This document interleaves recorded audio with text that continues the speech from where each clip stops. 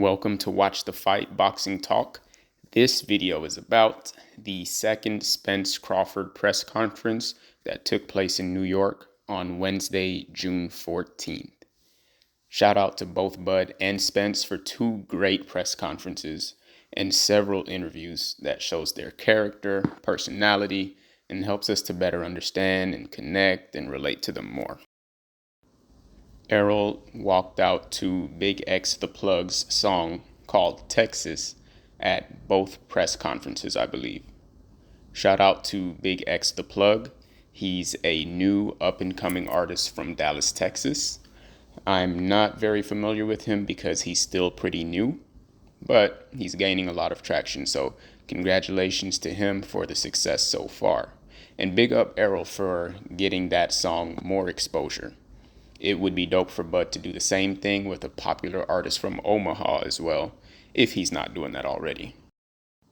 It's hilarious to me that Errol's been using this song because the song states, "I'm from Texas."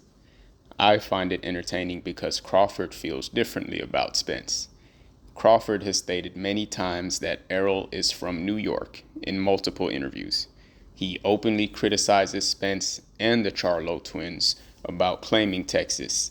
He says that Spence is from New York and the Charlo brothers are from Louisiana.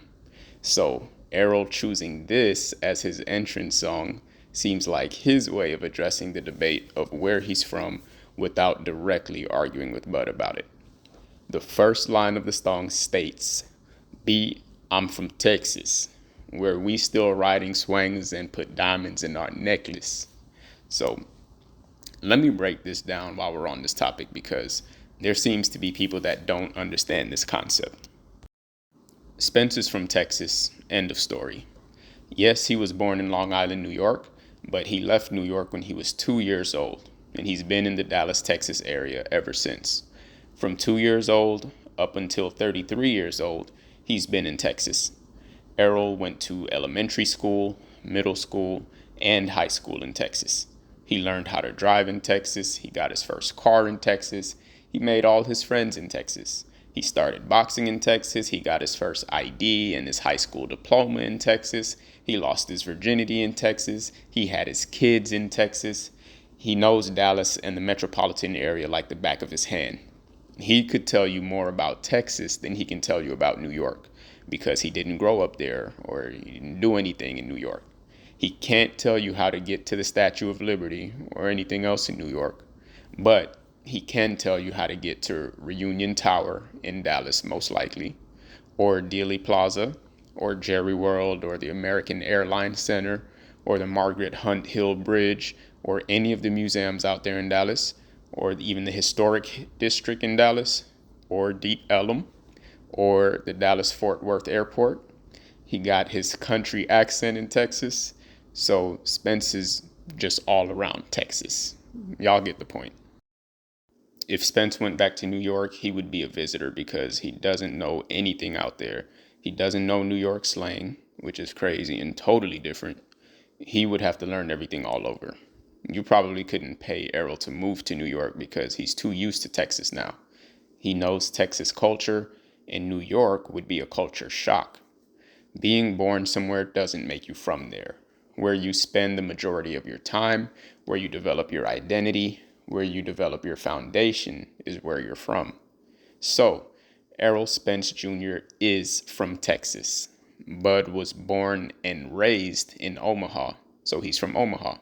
But Errol was born in New York and raised in Texas, so he's from Texas. If Errol took his country talking self to New York, talking about he's from there, the New Yorkers would look at him like he's crazy. He doesn't talk like anyone in New York. His accent is so strong and country that you know he's from Texas every time he speaks. Errol's accent is so country. A lot of people don't understand him until he slows it down and clarifies what he's saying. Anywho, this face-off was a lot more serious. This is where I sensed some tension. They weren't all smiles like the first press conference. Bud was stone-faced and very serious, and Errol kept a straight face. You could cut the tension with a knife, and this is where I felt like things were different. They mean business, and this is serious. Bud definitely brought the smoke to this face-off.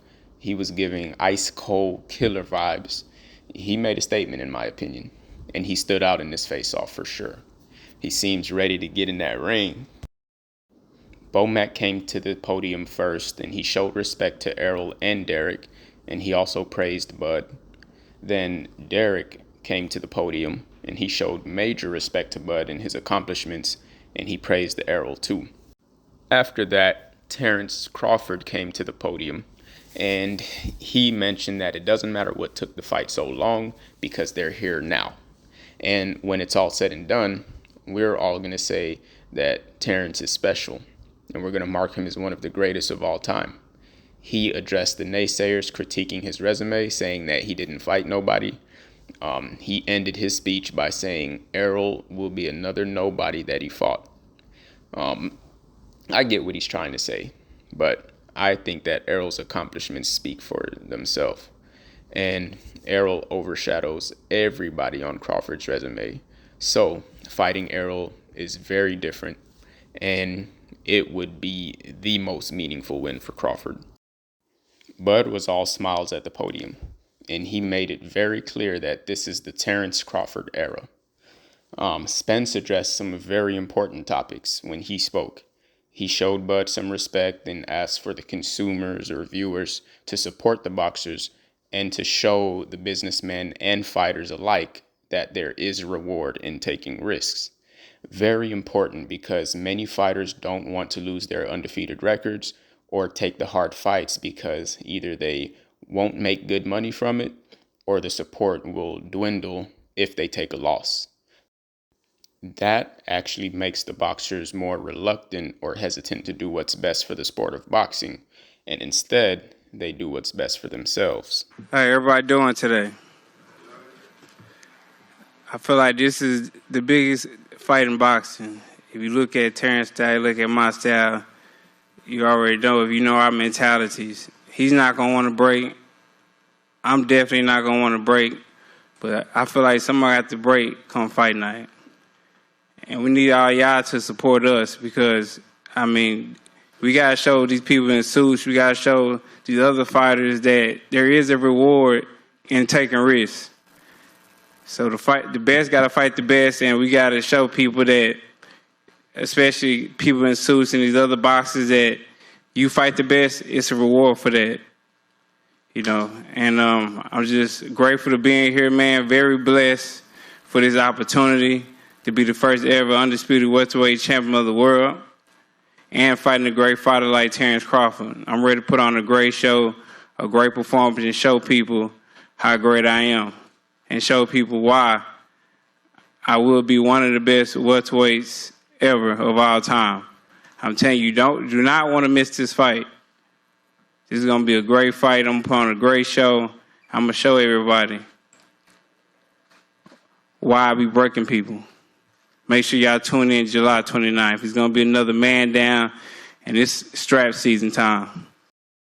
Alrighty, so shortly into the press conference, they get into a mild debate about Crawford's resume. Spence said regardless of what happens in his personal life, he takes the tough fights and he treats them like easy work. Terence said that he's not easy work, and Errol agreed. Errol showed him his respect in that moment as well. Check it out. Hey, you line them up, I'm going to knock them down every time. It don't matter what happens, personal life, whatever. Hey, man, give me him. You sure you want him? Yeah, that's easy work. Get him out of there. This ain't no easy work. Hey, you want him? Here. Oh, I know it's not easy work. I definitely know it's not easy work. Okay. I definitely know that. Just making sure. I ain't that naive. All right. I'm realistic. Okay. I love this because. So after this, here comes the infamous fishing pole argument and the Jamaican Smoke Bud segment of the press conference. This is probably the most popular and the most memorable part of this New York press conference. Check this one. When we were in LA, Bud, you said, hey, look, this guy is so-called the big fish, but I'm gutting him on July 29th. Talk to us about that. Well, you know, I like to go fishing. Everybody know those are my hobbies. Man, that's cat. He's not catching me with no fishing pole, hey, listen. man. I'm the biggest. You Listen. can't catch me with no fishing pole. Listen. What it look like catching Moby Dick with a fucking fishing pole, man? Get the fuck out of here, bro. They all been caught before. Man, not with no fishing pole. Every last one of them. And Not July with no fishing 29th, pole. he gonna be caught too. I got a big enough hook for him, and, Yeah, I'm already reeling them in. Y'all don't July even sound 29th, good. Your ass better have a submarine. I'm gonna put him on the bank. I'm gonna put him on the bank. I'm gonna gut him, and I'm gonna fillet him. Man, you like better I have said. a submarine. All right, we gonna catch him. Well, matter of fact, we already caught him. We just reeling him in right now. And July 29th, that's when we're gonna get him to the bank. We'll probably weigh him, put him on a scale. You ain't got a scale big. Chop his head off. Cut him from, the gut, the little butt up. Take the little vice grips, pull the skin off, take the little knife. It don't even sound good. Let me ask you this, bud. Let me ask you y'all this, like bud. fish? How many of y'all like fish? I bet your pops like fish too. You like fish, don't you, pops? Come on, you can say you like fish. You know what I mean? Your son the big fish, so he love fish too. So we gon' we gonna give his pops a piece of fish too. We Jamaican, man. We smoke bud. Hey. You already know how that go. It's legal in Vegas too, so we gonna smoke your ass up. Hey, y'all do. It's legal in Vegas too, so we gonna smoke. We gonna roll you up and smoke you up too, man. Y'all get that new bud strand, man. Hey, but you know the crazy part about it is, y'all do smoke bud in Jamaica. I forgot. But this ain't new bud strand. This ain't no bud. This ain't no kind bud. You feel me? This ain't the bud that you just can buy on the streets. This that marinated bud that you hit one puff, you might be seeing stars like how high. Just know. Man, Terence, let me ask you this. You will be we don't smoke wax. The first male. Very entertaining. Spence was talking that talk. So yeah, that one was cool from beginning to end of that short segment. Spence kept talking about the fishing pole. You're not gonna catch a fish that size with no fishing pole. Spence said, what it looked like catching Moby Dick with a fishing pole. Spence was something else. And it was also funny with Bud when he was describing this whole process of how he catch the fish, reel them in, how he gut them and pull the skin off with the vice grips and stuff. It was pretty funny. And yeah, man, that was a good exchange. It was definitely some good laughs in that part. And then it was icing on the cake when Bud asked Errol, Spence's dad, hey, you like fish, Pops? It's okay, you can say you like fish. And it was hard to hear, but his pops actually answered, no, I'm Jamaican, I smoke. And that's when Errol chimed in. And Errol said, we Jamaican, we smoke bud. You already know how that go. He said it's legal in Vegas. So that all of that was funny. Everything was good back and forth. I think it was definitely helpful for the press conference. And then Bud came back. It was kind of underrated, but I think it was a good save when Bud came back saying, this not no mild Bud. You can't get this on the streets. This that Bud where if you take one hit, you'll be seeing stars like how high. I thought that was a clever comeback. I thought that was good. But he was pretty much saying this a laced Bud right here. This will mess you up. And then Errol came back saying, that's wet. We don't smoke wet. So it was an entertaining segment, man. I like that part. So a little bit after this, Terence Crawford talked about how this is going to be his era. And then Errol was asked a question, and then he responded that this might be the Terence era after I beat him. He said that Bud might go collect some other titles. And Spence said that Bud was not winning on July 29th. He was so serious, I had to pause it and laugh. Spence told him to stop that nonsense. It's like, boy, Spence going off. So on the 29th. Man, he can show what he want to show. You know, it might be his era after this fight. after I beat him, he might go on and, win other titles and go up the weight class, win some more titles, and, do what he do. But he's not winning July 29th. So he can go and stop that nonsense. When Brian Custer asked the final question, Bud answered that if Errol gets out of line, he's going to be the 11th knockout on Bud's record at welterweight. And then at the final question for Errol mentioned that he was definitely getting out of line. He reiterated that Bud ain't catching him with no fishing pole and that he was going to flip Bud's whole boat and sink him. And Bud even laughed when he said that. He said Bud better bring a submarine, the USSR, China, and more because Errol's the biggest. And he went through all of his slogans. And then Bud also added fish fillet in there while Spence was going through his slogans. Let me cut to the chase. You've stopped everybody you faced at 147. Do you stop Errol Spence Jr. on July 29th? If he get out of line, I swear to God, he going to be the number 11th. This man says you get out of line, he's stopping you. July 29th. What can you guarantee these folks are going to get on the 29th of July? Well, he already know I'm getting out of line. I've been getting out of line my whole life, so so it is what it is. If you say, hey, you gonna have to try. You're gonna have to try. I guarantee you that. But like I say, man, y'all gotta come out and support this fight. Either come to the fight or order the fight, man. We gotta support these fighters out here. But like I said, I'm the biggest. He ain't catching me with no damn fishing pole. I'm flipping his whole boat. I'm sinking him.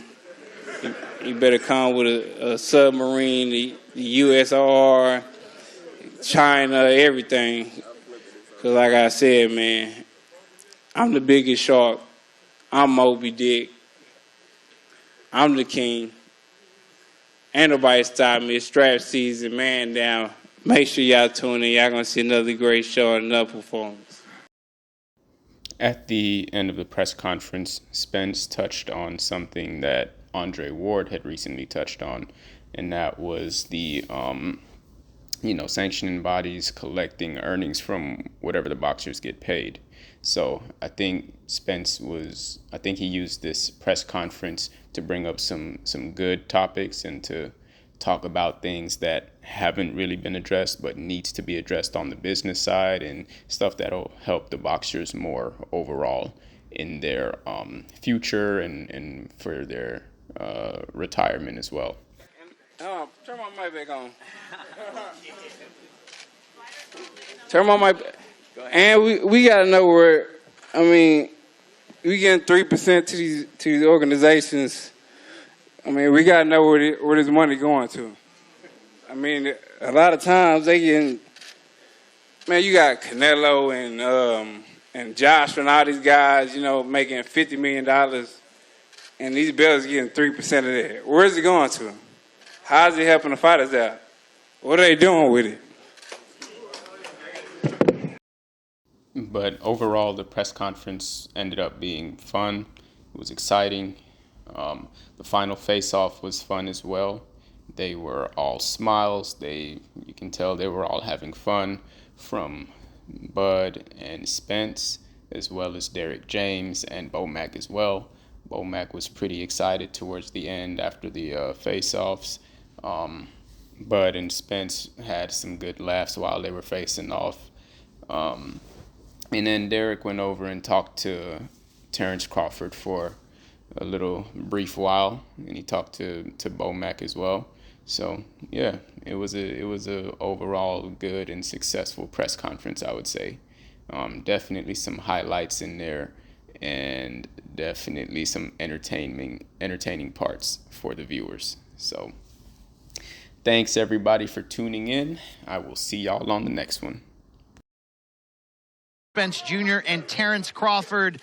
July 29th cannot come fast enough. Just 45 days away. Luke Thomas and Brian Campbell back with you. And just a reminder, we're going to get both fighters on the interview stage. I'm constantly fighting these demons. Stay ready, I know that they scheming.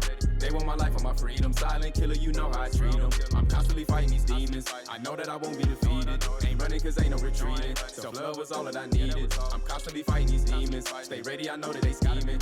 They want my life and my freedom. Silent killer, you know how I treat them. Steady fighting like a pugilist. Making moves like a fugitive. Tell he knew I ain't new to this. I don't trust.